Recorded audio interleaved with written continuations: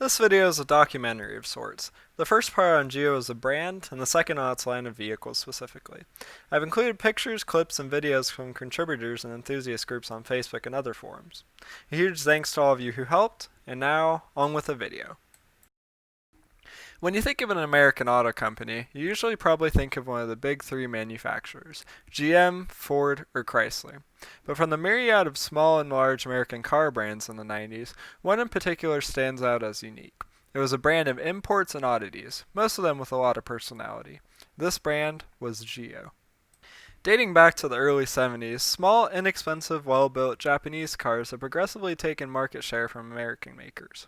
In that era, domestic makers suffered from increasing poor quality control versus the Japanese, especially Toyota.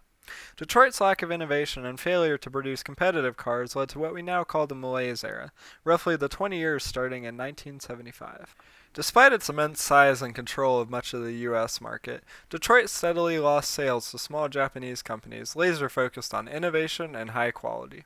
GM, Ford, and Chrysler's market share, profit margins, and reputation started to decline quite visibly, and each searched for ways to maintain their positions.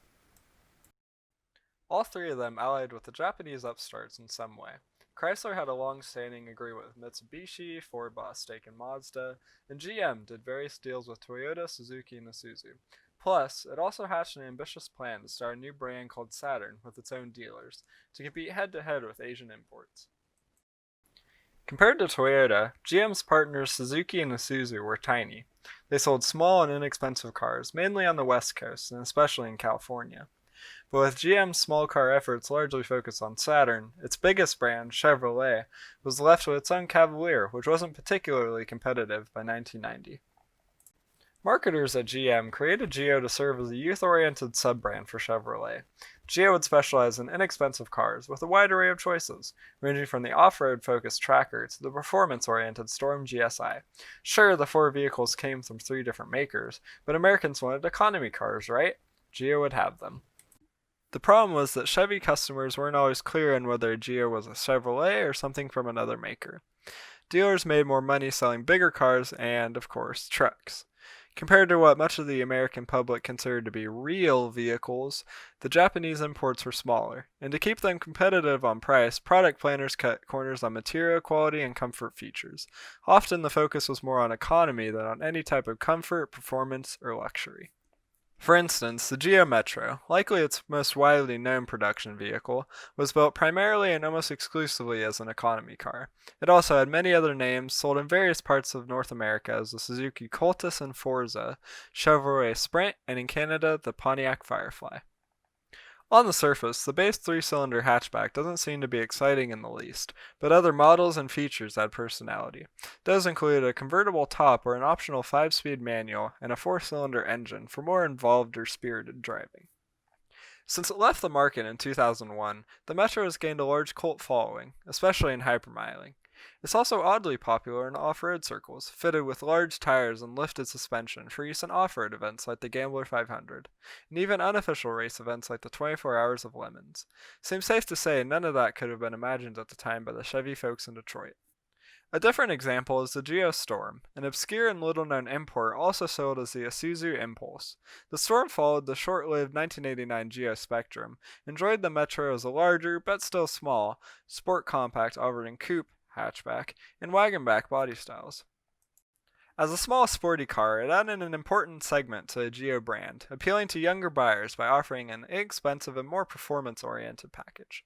The sportiest Storm GSI offered the double overhead cam engine, boosting horsepower from 95 to 130.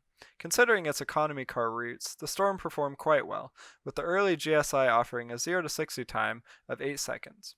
As such, it gained popularity in autocross and racing circles with its more performance-oriented suspension. The Geo Prism may be the most common Geo still on the road along with the Metro due to its outstanding reliability.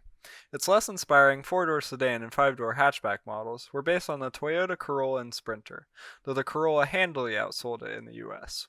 In its later years, like most of the Geo marque, the Prism was merged into a Chevrolet brand, and soon discontinued because of its competition with the Cavalier, despite the Prism's far superior build quality.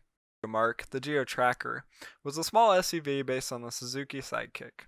Though as a Geo it was short-lived, it too found a cult following in off-roading sectors due to its comparatively low weight and small profile.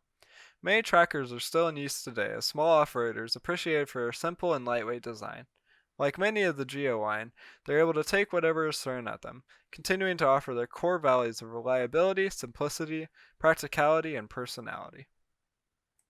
Those able to appreciate the simple utilities of a well-built, small economy car may mourn Geo, and the companies that designed and built its offerings. Toyota, of course, remains a powerhouse in the US and is one of the world's biggest auto manufacturers.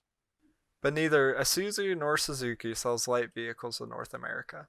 Isuzu was the first to leave, winding up its U.S. car operations by 1992. It continued to sell SUVs and pickups until 2008, but they increasingly became rebadged GM products. So the 1993 Geo Storm was the last passenger car built by Isuzu. It's now known in the U.S. for its ubiquitous diesel-engined white box trucks. Suzuki struggled along in the U.S. until late 2012, when it announced it would withdraw after 30 years. For the 10 years before that, many of its cars had come from GM's Daewoo branch in South Korea, damaging Suzuki's reputation for tough, high-quality, well-made autos. As a whole, the story of Geo as an auto manufacturer is one of contradiction and adaptation, from an ostensibly American company producing large, powerful cars, creating a mark selling small economy cars. The distinction, however, it's found in the purpose behind the cars sold by the companies, whereas Chevrolet was selling inefficient and bloated cars like the Camaro, a car that had essentially had the same identity over its decades of production. Geo stood out by being an adaptation to the modern automotive climate and offering, while not exactly luxurious, small, reliable, and well-built cars that would serve their owners well. And the fact that they are still on the road today shows the continuous legacy of the now forgotten company known as Geo. A special thanks to John Voelcker for being a ton of help in developing the history and script of this video, as well as Charles Bacon for a contribution of pictures of his storm, and Mikey Legaspi for also contributing pictures of his storm. Another thanks to the Geo Storm on Facebook and Isuzu groups for their support in helping to develop the background behind this video. Any recommendations or suggestions for future videos, please leave in the comments below. Thank you!